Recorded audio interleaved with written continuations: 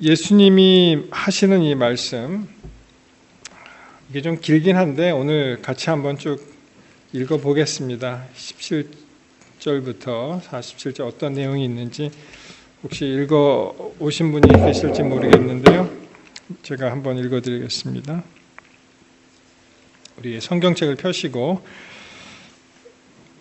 5장 17절, 예수께서 저희에게 이르시되 내 아버지께서 이제까지 일하시니 나도 일한다 하시매, 유대인들이 이를 인하여 더욱 예수를 죽이고자 하니 이는 안식일만 범할 뿐 아니라 하나님을 자기의 친아버지라 하여 자기를 하나님과 동등으로 삼으심이로라. 그러므로 예수께서 저에게 이르시되 내가 진실로 진실로 너희에게 이르노니 아들이 아버지의 하시는 일을 보지 않고는 아무것도 스스로 할 수 없나니 아버지께서 행하시는 그것을 아들도 그와 같이 행하느니라. 아버지께서 아들을 사랑하사 자기의 행하시는 것을 다 아들에게 보이시고 또 그보다 더 큰 일을 보이사 너희로 기이 여기게 하시리라. 아버지께서 죽은 자들을 일으켜 살리심 같이 아들도 자기의 원하는 자들을 살리느니라. 아버지께서 아무도 심판하지 아니하시고 심판을 다 아들에게 맡기셨으니 이는 모든 사람으로 아버지를 공경하는 것 같이 아들을 공경하려 하심이라. 아들을 공경치 아니하는 자는 그를 보내신 아버지를 공경치 아니하느니라.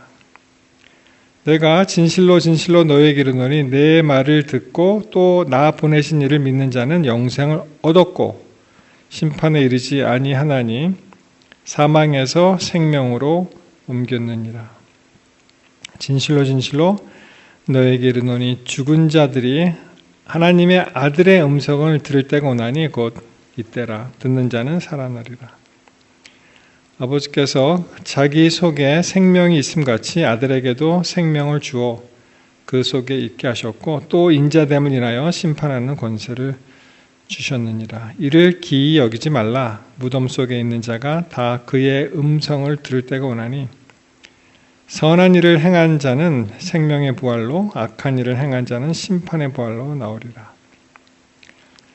내가 아무것도 스스로 할 수 없노라. 듣는 대로 심판하노니 나는 나의 원대로 하려 하지 않고 나를 보내신 이의 원대로 하려는 고로 내 심판은 의로우니라. 거기까지 일단 보시겠습니다. 요한복음 5장 17절부터 47절은 이제 세 단락으로 나눈다면 이런 내용이 있습니다. 지금 읽었던 그 안식일 논쟁에 대한 답변, 아버지와 동등성에 관해서 이야기를 하시고, 그 다음에 종말론적인 권세, 심판과 생명에 대해서 이제 말씀을 하시고요.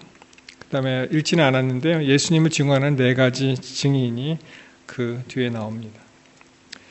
먼저 말씀드리고 싶은 거는 여러분 그 17절 이제 보시면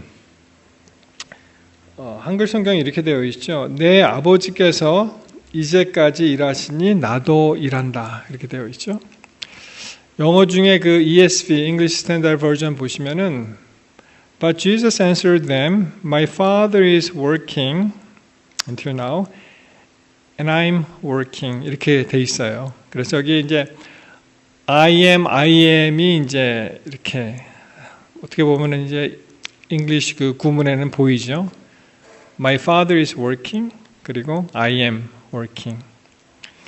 여러분 그 예수님 모세가 여호와 하나님께 나아갔을 때 도대체 내가 무슨 신이라고 우리 백성들한테 이야기를 해야 되겠느냐 그렇게 이제 질문을 하죠. 그랬더니 여호와가 뭐라고 말씀하십니까?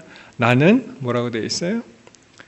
스스로 있는 자다 그렇게 말씀하잖아요. I am who I am.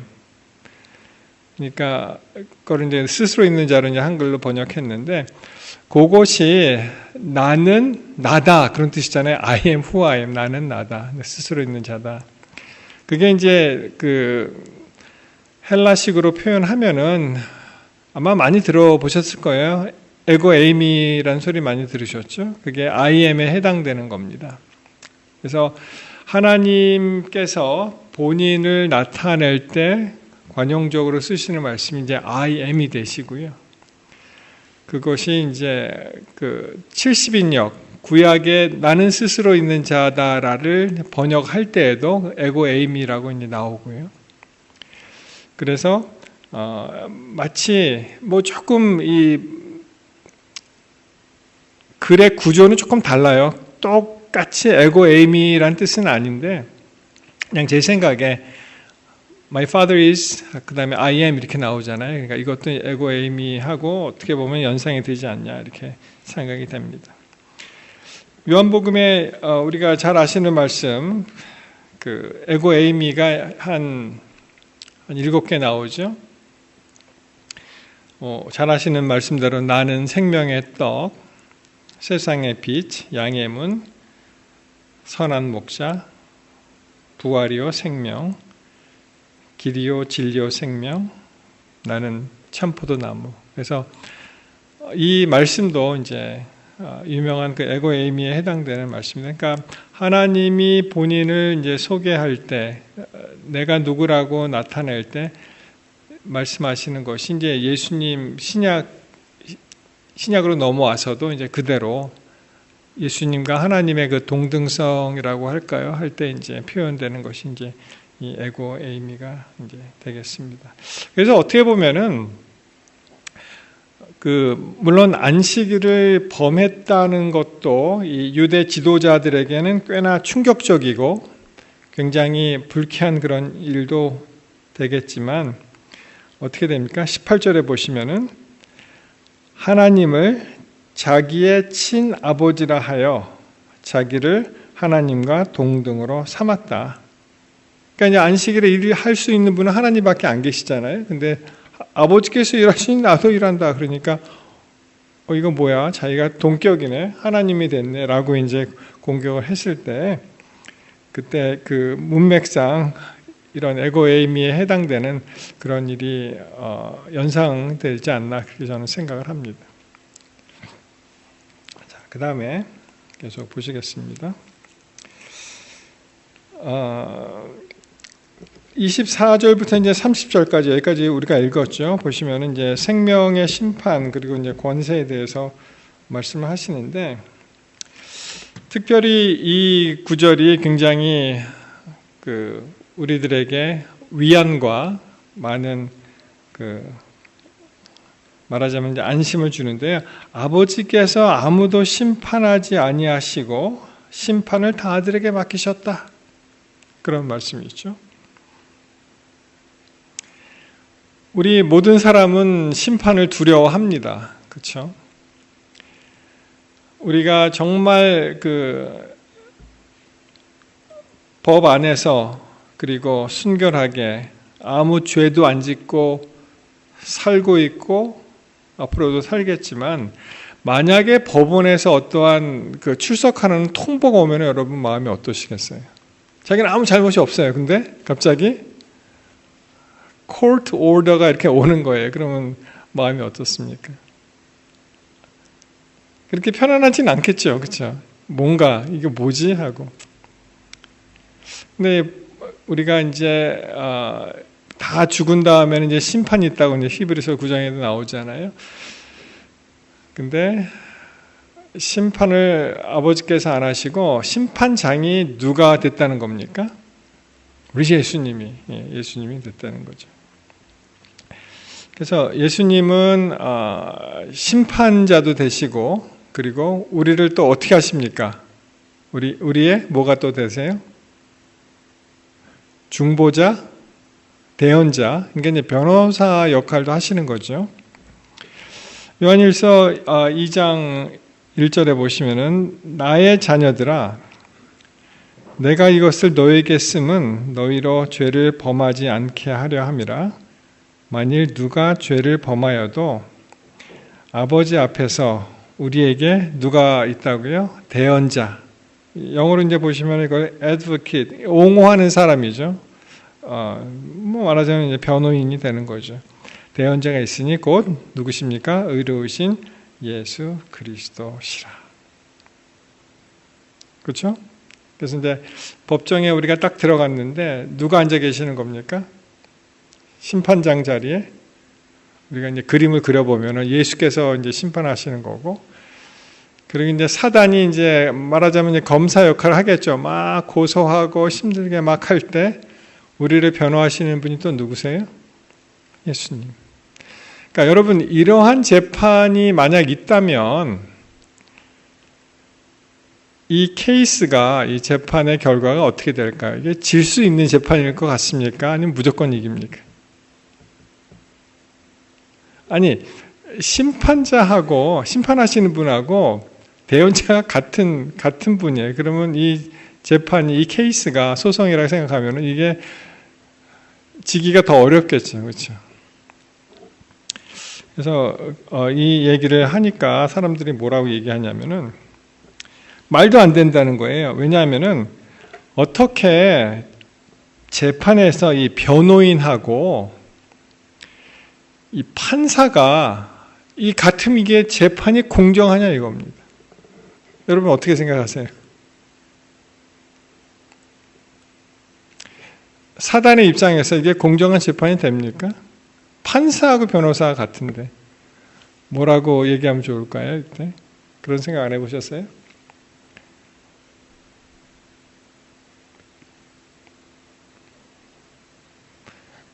공정해 보이지는 않죠. 그쵸? 어떻게 보면은 하나님의 공의는 여기에 있는 거예요. 근데 하나님께서 이게 공정하다 하면은 이게 공의입니다. 공정한 거예요.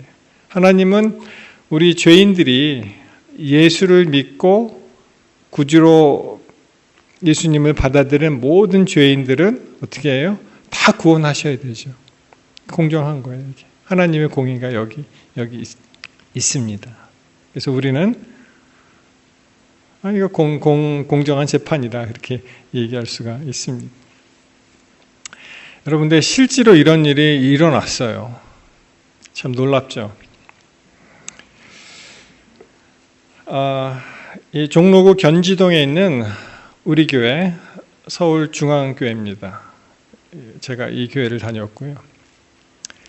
여기 없는데 뭐 박보윤 집사가 이 교회를 다녔다고 하더라고요. 그때 보니까. 근데 아마 저희가 미국에 온 다음에 출석했는지 기억은 없는데, 근데 이 교회가 80년대 초에 이제 새로 이제 건물을 이렇게 지어서 지금 이 모습입니다.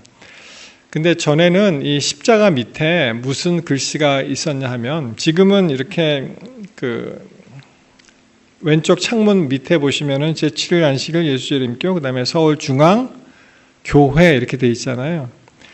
근데 저 교회가 교회라는 이름을 안 썼어요, 전에는. 뭐라고 썼냐면은, 서울중앙 복음회관이다 이렇게 썼었습니다. 그래서 한동안 왜 교회라고 안 하고 왜 복음회관이 뭐지? 네, 그렇게 생각을 했었는데 지금 보니까 그거를 뗐더라고요. 이제는 여기에 얽힌 그 재판 이야기가 있는데요, 굉장히 흥미롭습니다. 여러분 보시기에 그 오른쪽에 있는 뭐 오래된 사진, 옛날에는 뭐 사진 기록이 그렇게 많이 남아있지 않으니까 희미한데, 저 교회가 옛날 저 자리에 있었던 교회였어요. 근데 저 교회가요, 시천교 교당이었습니다. 시천교 아세요 혹시? 시천교?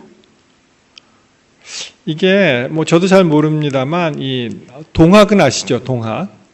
동학에서 이제 교주가 다 잡혀서 죽잖아요. 최재우, 최시영, 그리고 이제 손병희 3대 교주가 나왔는데, 그분이 이제 천도교라고 이름을 개명을 합니다. 동학에서. 그러니까 서학이 이제 크리스천리티, 이제 천주교라면은 이제 동학, 우리 고유의 그 종교, 고유의 종교라기보다 이제 뭐 기독교, 천주교, 뭐 불교 이런 거를 이제 다 이렇게 모아갖고 이제 하나를 만든 거잖아요. 인내천 사상이 있고, 사람이 곧 하늘이다, 뭐 그런 사상으로.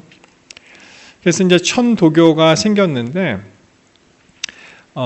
그 당시에 그 동학의 일부인 어떠한 사람, 이용군가 하는 사람이 천도교에서 이제 나와서, 그러니까 자기는 이제 동학으로 이제 돌아가는 거죠. 시천교라는 걸 만듭니다. 시천교. 그래서 저게 이제 시천교인데 동학하고 천도교 계열이에요. 말하자면은. 근데 여러분, 저 교회가 얼마나 재미있냐 하면, 제가 저 교회 다닐 때 서울중앙교회라고 안 그러고요. 앞에 딱 대자를 항상 붙여요. 예, 대한민국의 대자. 그래서 대서울중앙교회. 한국 사람들이 대자 붙이는 거 좋아하고요. 중앙 좋아하고요. 그리고 제일 좋아하고, 뭐 제일교회, 뭐 본부 좋아하고, 본부교회, 뭐 중앙교회 이렇게 되어 있습니다. 그래서 미국에서도요, 어떤 교회가 이제 세워졌는데, 예를 들어서 이제 오하이오 중앙교회라고 하십시다. 맨 처음에는 교회가 하나밖에 없으니까 그냥 오하이오 교회 그렇게 한다면은 다음에 생긴 교회가 더 작은 교회, 그 후발 교회인데도 중앙을 붙입니다. 오하이오 중앙교회 뭐 이런 식으로.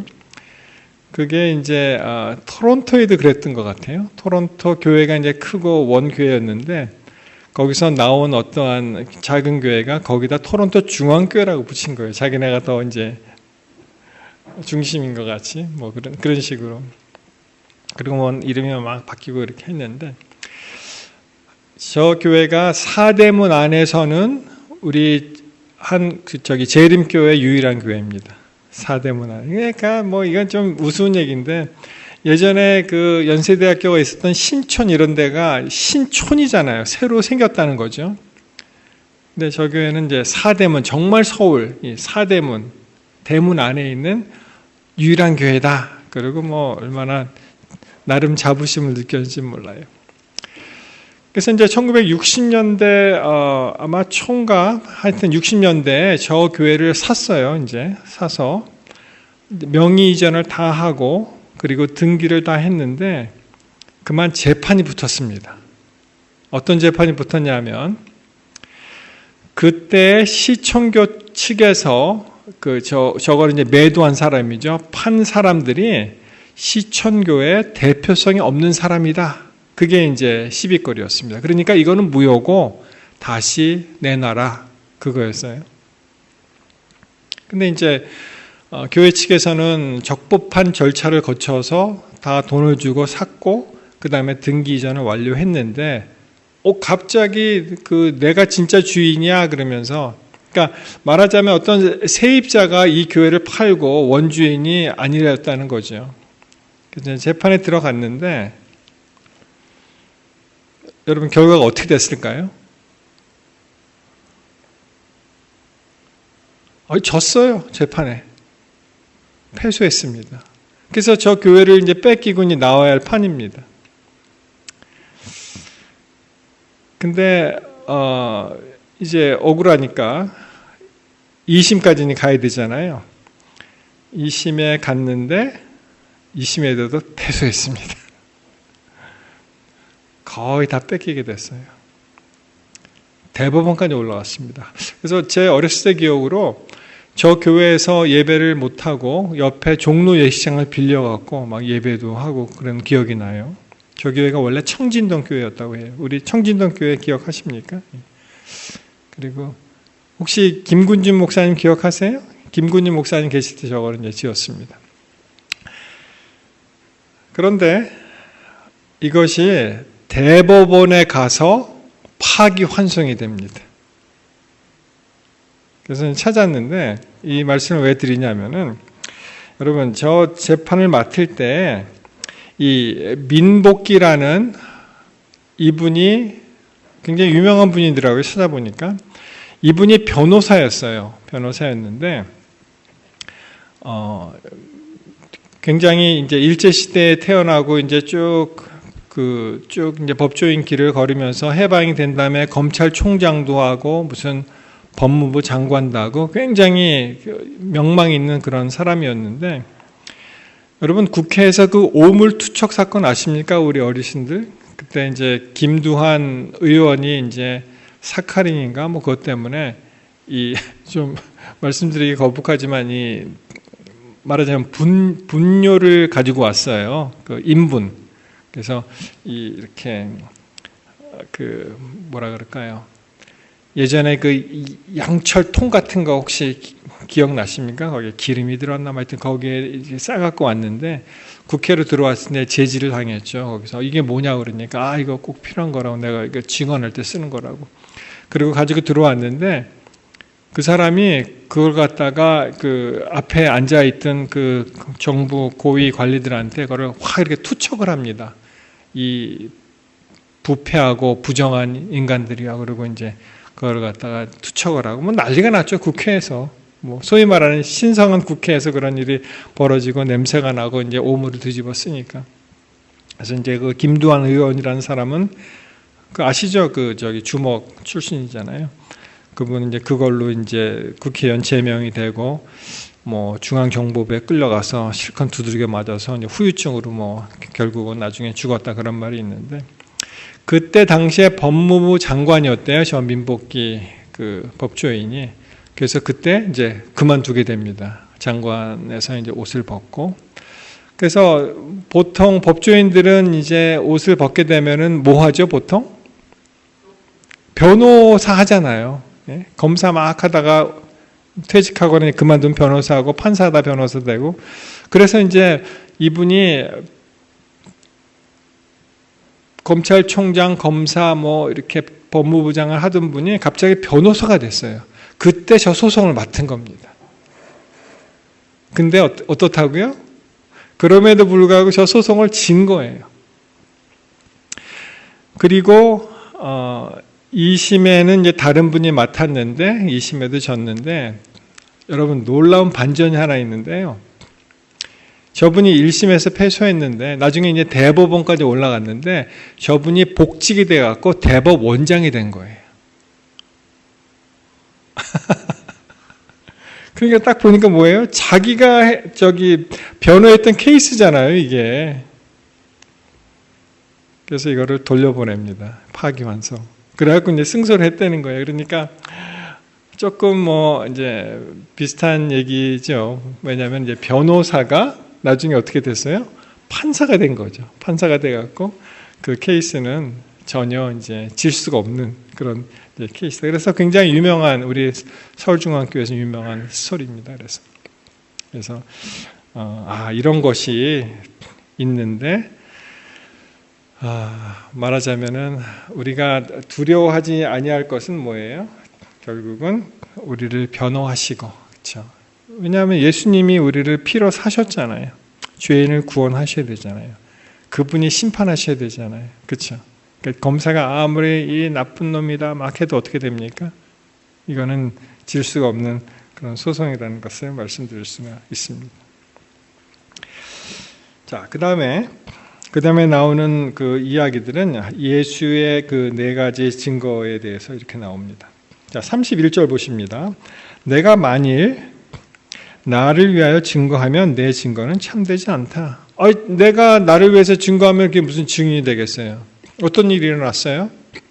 근데 거기에 대해서 이것이 맞다고 막 하는데 증거를 대라, 증인을 대라 했는데 그거 내가 증인이야, 내가 증거를 댄다. 그거는 이제 성립이 안 되잖아요.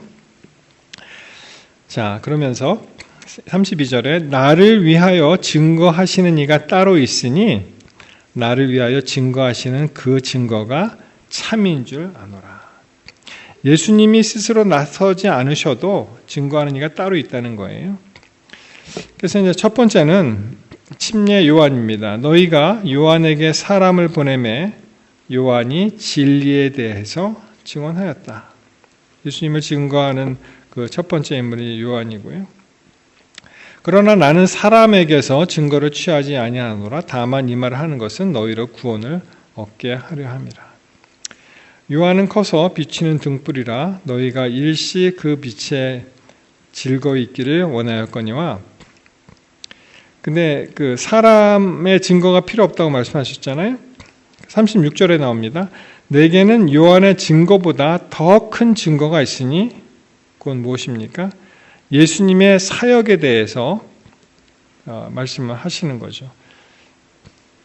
아버지께서 내게 주사 이루게 하신 역사, 예수님의 사역이죠. 곧 내가 하는 그 역사가 아버지께서 나를 보내신 것을 나를 위하여 증언하시는 것이다.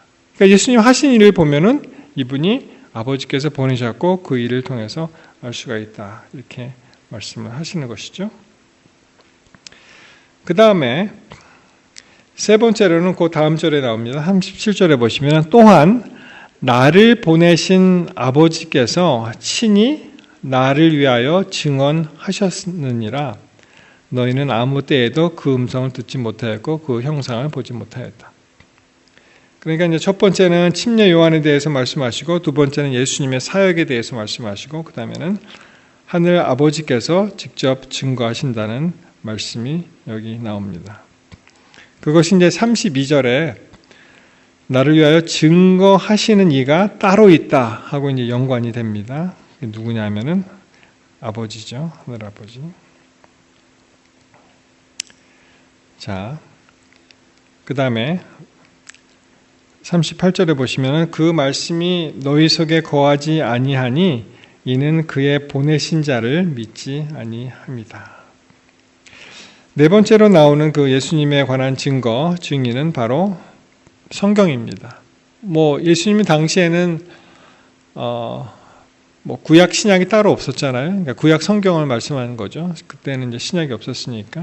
그러면서 우리가 다 암송하는 그 유명한 성경절 요한복음 5장 39절에 말씀이 나오죠. 너희가 성경에서 영생을 얻는 줄 생각하고 성경을 연구하거니와 이 성경이 곧 내게 대하여 증언한다. 이렇게 말씀하십니다. 그래서 예수님을 증거하는 그 증인 넷이 있는데 그것은 첫 번째는 이 말씀을 구성을 다시 한번 보면은요. 침례 요한의 증거와 예수님의 직접적인 사역과 그리고 성부 하나님께서 하시는 일 그리고 구약 성경의 이제 증언을 통해서 예수님이 어떠한 분이시라는 것을 확실하게 이제 말씀을 여기 하십니다. 여러분 이 말씀의 논쟁은 그 안식일 그 논쟁으로부터 시작돼서 아버지와의 동등성에 관해서 쭉 내려오는 거죠. 그래서 이제 예수님의 변론이 이렇게 나옵니다.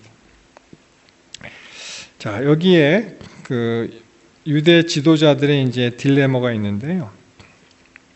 그게 뭐냐면은 이 사람들이 예수님을 거부하죠. 근데 예수님이 그들을 고발을 하지 않고 모세가 한다고 이렇게 되어 있어요. 자, 우리 한번 그 내용을 한번 같이 보시겠습니다. 자, 40절부터 보실게요. 그러나 너희가 영생을 얻기 위하여 내게 오기를 원하지 아니하는도다. 나는 사람에게 영광을 취하지 않는다. 다만 하나님을 사랑하는 것이 너희 속에 없음을 내가 알았다. 나는 내 아버지의 이름으로 왔음에 너희가 영접지 아니하나 만일 다른 사람이 자기 이름으로 오면은 영접을 하리라. 여러분 이게 무슨 말입니까? 하나님은 눈에 안 보이잖아요. 그렇죠? 그리고 이제 사람은 눈에 보입니다. 그래서 사람들이 하나님의 영광보다 이 사람의 그 영광에 더 이제 도취가 돼서 그 이야기를 이제 하고 싶은 거죠. 그러면서 44절에 너희가 서로 영광을 취하고 유일하신 하나님께로부터 오는 영광은 구하지 아니하니 어찌 나를 믿을 수 있느냐.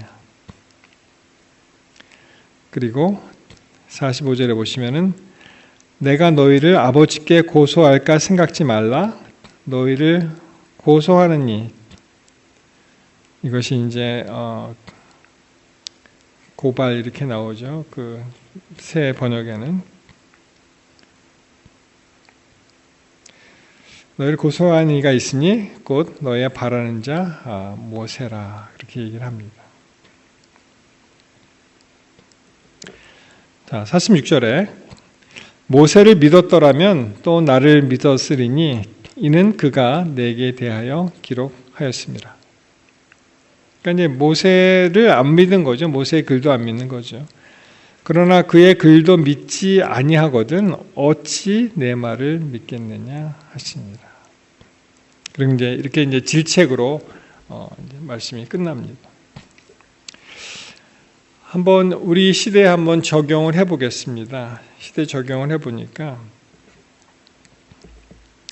여러분 혹시 우리가 성경 말씀은 믿으나 예수를 믿지 않는 일은 없는지? 이게 굉장히 중요한 그 질문 중에 하나예요. 왜냐하면 성경에는 그렇게 쓰여 있는데 우리가 말로는 믿는다고 하면서 믿지 못하는 경우가 많이 있잖아요. 그대로. 그리고 또 어떨 때에는 겉의 포장은 참 요란하고 그럴듯하죠. 그렇지만 알맹이가 없는 신앙은 아닌지. 그 예수님 시대에 유대 지도자들에게 하시는 그 고발, 견책의 말씀이 오늘 사는 우리들에게도 적용이 되는데요. 우리는 참 어떻게 보면 약한 존재인 것 같아요, 진짜. 실제로 약한 존재이지만 우리가 모든 것이 다 잘 되고 잘 풀리고 하는 일마다 다 잘 되면은 그럼 하나님 찬양이 되게 쉽죠, 그렇죠? 하나님 감사합니다 하고 이제 하면 되는데, 근데 만약에 그 반대의 경우를 걸을 수가 있잖아요. 하는 일마다 좀 잘 안 되고 많은 난관에 부딪히고 왜 나의 삶은 이렇게 어렵고 힘들까? 왜 나만 이러한 고통을 당해야 되는가? 라고 할 때는 또 어떨 때는 하나님 원망하게 됩니다. 그렇죠? 하나님 어디 계세요? 왜 나에게 이런 일을 허락하십니까? 근데 우리의 그 신앙의 진수는 이 잘 될 때보다 우리의 그 깊은 고를 지나갈 때 나타나는 것 같습니다. 그럼에도 불구하고 어떻게 돼요? 우리가 하나님을 찬양하고 그리고 기뻐하고 하나님, 지금은 아무것도 안 보이지만 그래도 하나님을 믿고 의지하고 하면은 또 하나님 그렇게 인도해 주시잖아요. 그래서 또 우리의 그 신앙이 늘어나고 그렇게 하는 것 같습니다. 그래서 우리는 그 눈에 보이는 것은 참 믿기 쉽고 또 따르기도 쉽지만 하나님께서 눈에 안 보이게 섭리하시는 그 섭리를 믿어야 한다고 저는 생각을 합니다. 여러분 그러한 신앙을 가지시고 조금 불편한 그런 관계에 있어서 지나가는 그런 길이 있더라도 그래도 오직 예수님을 믿고 또 믿음의 정진을 하게 되시기를 이 시간 간절히 바랍니다. 오늘 저만 너무 얘기를 많이 했는데 혹시 질문 같은 거 있으세요? 같이 나누고 싶은 이야기들?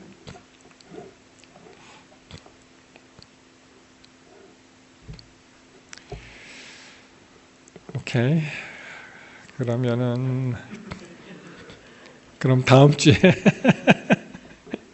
갑자기 기억이 안 나시면 기도하겠습니다. 제가 기도하고 또 나오셔서 우리 각자 기도하는 시간을 갖도록 하겠습니다. 하나님 아버지 감사합니다.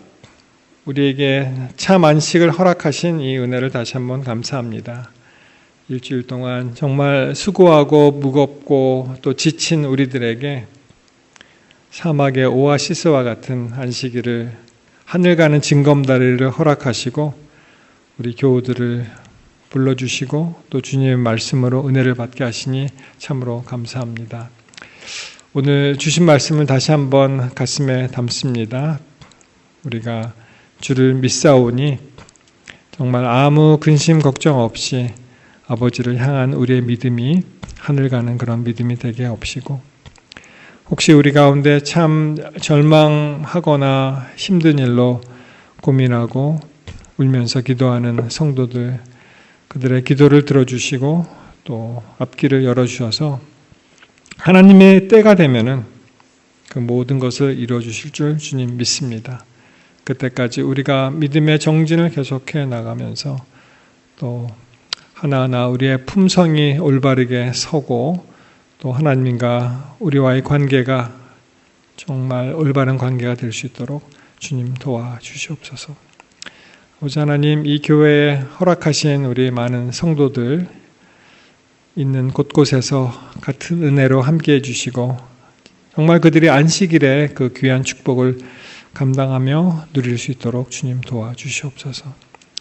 또 이 시간에 참석하지 못한 그런 교우들 어디에 있든지 그들을 보호하시고 그 가정마다 주께서 방문해 주시며 그들의 기도를 들어주시고 또 함께 하늘 가는 이 길이 외롭고 쓸쓸하지 않고 항상 즐겁고 행복하며 서로 도와주는 그런 귀한 길 될 수 있도록 주님 도와주시옵소서.